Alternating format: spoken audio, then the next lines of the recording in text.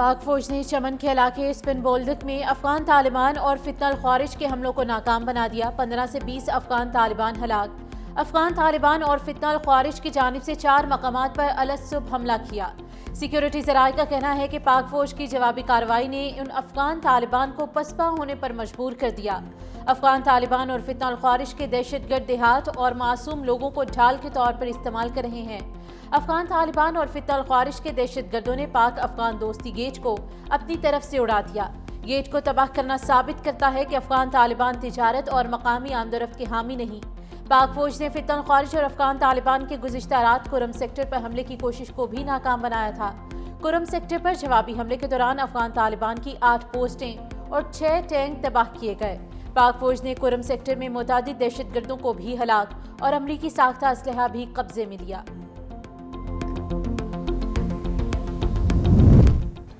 तालिबान का पाकिस्तान पर हमला शुरू करने का इल्ज़ाम बेबुनियाद और झूठा है। तालिबान की कार्रवाई दो तरफा तिजारत और कबायली रिवायात की खिलाफ ज़हनियत की अक्कास है।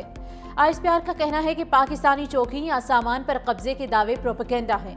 पाक फौज हर जारहियत का मुंह तोड़ जवाब देने के लिए पूरी तरह तैयार है। कौमी खुद मुख्तारी और सरहदी सालमियत के दिफा के लिए फ़ौज पाकिस्तान पुरअज़्म है।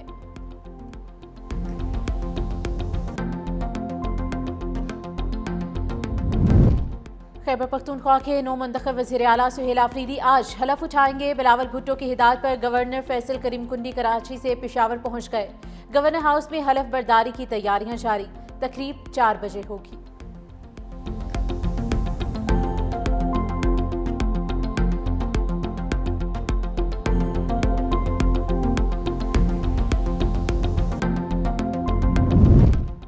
पेशावर हाईकोर्ट में अपोजिशन का 9 मुंतखब वज़ीर आला के इंतखाब के खिलाफ केस। अदालत ने केस का फैसला महफूज कर लिया। जस्टिस अरशद अली ने रिमार्क्स दिए कि हमारे सामने चीफ जस्टिस का ऑर्डर है, हम क्या कर सकते हैं। आपके पास 2 ऑप्शंस हैं, या केस वापस लें या हम मेरिट पर फैसला करें। PTI रहनुमा सलमान अकरम राजा ने कहा कि आज आइन दुश्मन की एक और कोशिश नाकाम हुई। आज नई हुकूमत होगी, वज़ीर आला हल्फ लेंगे। हम बानी PTI के कारकुन हैं, हमें किसी का खौफ नहीं है। सदर PTI जुनैद अकबर ने कहा कि पेशावर हाई कोर्ट ने इंसाफ का साथ दिया। तमाम सियासी पार्टियों को साथ लेकर चलना चाहते हैं। ये इदारे हमारे हैं, हम इनकी इज्जत करते हैं। इदारे तमाम पॉलिटिकल पार्टीज के साथ बैठ जाएं, आप हल निकालें। PTI आपके साथ खड़ी होगी। हमने आइन के तहत चलना है, हम मसाइल का हल निकालना चाहते हैं। रावलपिंडी में इंसदाद दहशतगर्दी की अदालत ने 26 नवंबर थाना सादिकाबाद केस में अलीमा खान समेत 10 मुल्जिमान पर फर्द जुर्म आयद कर दी है। अदालत ने आइंदा समात पर इस्तगासा के 5 गवाह तलब कर लिए। अदालत ने मुकदमे की समात 17 अक्टूबर तक मुलतवी कर दी।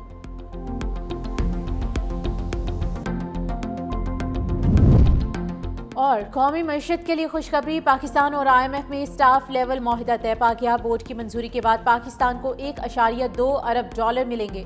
पाकिस्तान को EFF के तहत $1 अरब और मौसमियाती तब्दीलियों के फंड के तहत $1 करोड़ इजाफी मिलेंगे। दोनों प्रोग्राम्स के तहत मजमूई अदायगी $3.3 अरब तक पहुंच जाएगी। IMF का पाकिस्तान के इक्तिसादी प्रोग्राम में बतदरीज इस्तेहकाम का एतराफ़। एलामिया में कहा गया कि 14 साल बाद पहली बार माली साल 2025 में पाकिस्तान का करंट अकाउंट सरप्लस रहा। माली तवाज़ुन प्रोग्राम हदफ से बेहतर, अफरात ज़र काबू में है। ज़र मुबादला के ज़खायर में भी बेहतरी आई है।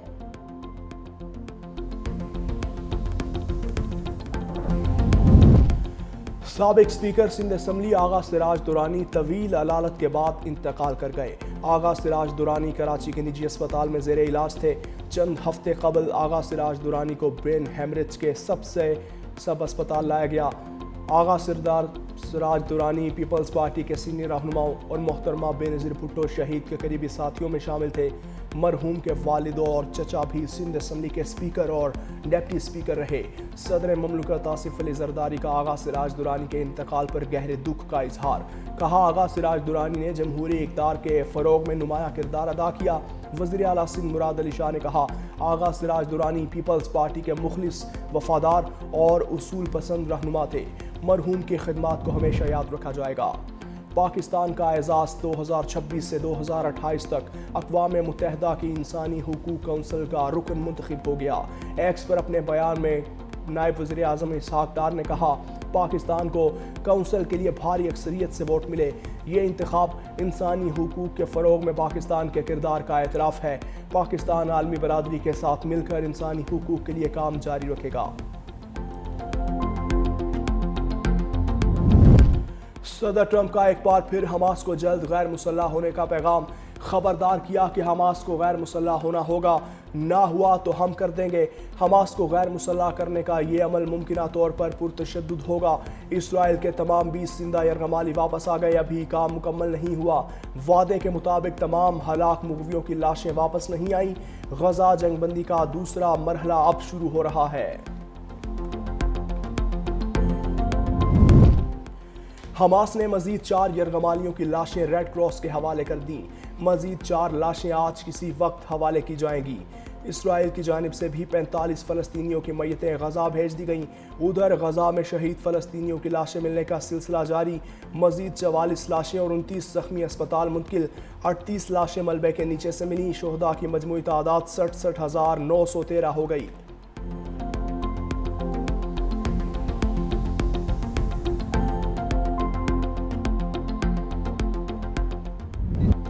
اسرائیلی کال کوٹریوں سے آزادی، فلسطینی قیدی سالوں بعد گھروں کو لوٹ آئے۔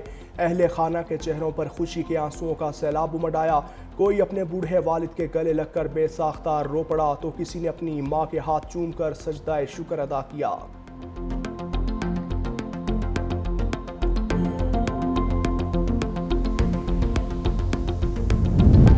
تباہ حال غزہ کی تعمیر نو کے لیے $50 ارب درکار، IMF تعاون کرنے کو تیار۔ IMF کی نائب چیف اکونومسٹ کا کہنا ہے غزہ امن معاہدہ خطے کی معاشی بحالی کا موقع ہے۔ غزہ کی تعمیر نو میں تعاون کے لیے تیار ہیں۔ اسرائیل اور حماس کے درمیان امن معاہدہ خطے میں دیر پا استحکام لا سکتا ہے۔ امن معاہدے سے مصر اور اردن جیسے متاثرہ ممالک کو بھی معاشی سہارا ملے گا۔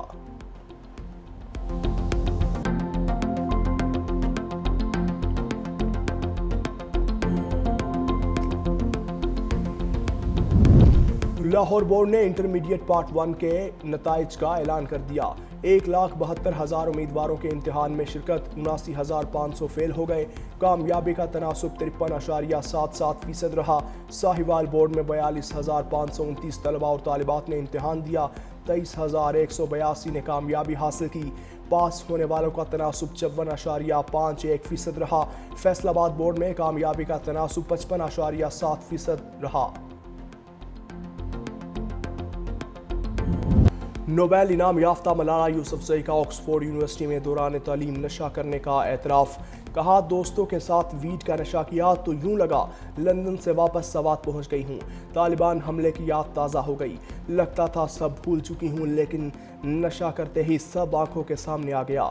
وحشت کا دورہ پڑنے پر دوستوں نے مجھے ایک کمرے میں پہنچایا جہاں الٹیاں ہوئیں۔ ساری رات اس ڈر سے نہیں سوئی کہ دوبارہ شاید زندہ اٹھ ہی نہ سکوں۔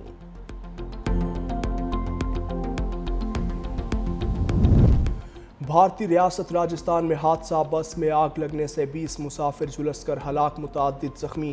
جیسلمیر سے جودھ پور جانے والی بس میں 57 افراد سوار تھے۔ بس میں لگی آگ پر قابو پا لیا گیا، زخمی مسافر اسپتال منتقل۔